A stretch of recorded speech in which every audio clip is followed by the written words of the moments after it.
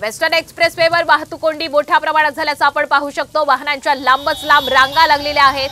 मुसळधार पावसाचा आता रस्ते वाहतुकीवर परिणाम होऊ लागलेला आहे। त्यामुळे मुसळधार पाऊस असल्यामुळे अनेकांनी रेल्वे उशिराने धावतायत, पश्चिम रेल्वे उशिराने धावतायत, तर मध्य आणि हार्बर रेल्वे ठप्प असल्यामुळे रस्ते मार्गाने प्रवास करणं पसंत केलेले आहे। याचाच परिणाम आपण सध्या पाहतोय साम टीव्हीवर।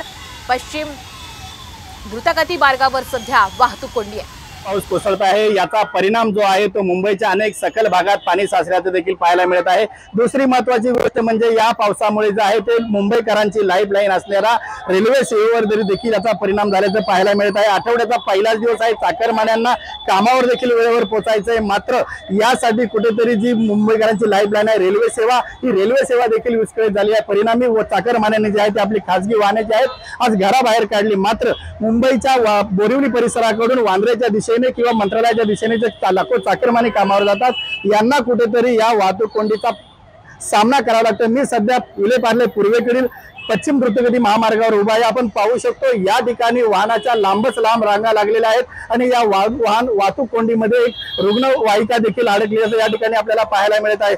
महत्त्वाची गोष्ट म्हणजे आठवड्याचा पहिलाच दिवस आहे, चाकरमानी या ठिकाणी मोठ्या प्रमाणावर कामावर जाण्यासाठी निघालेले आहेत, मात्र या चाकरमान्यांना या वाहतूक कोंडीचा जो आहे सामना करावा लागतो। महेंद्र समी, संजय गडदे, साम टीव्ही न्यूज, मुंबई।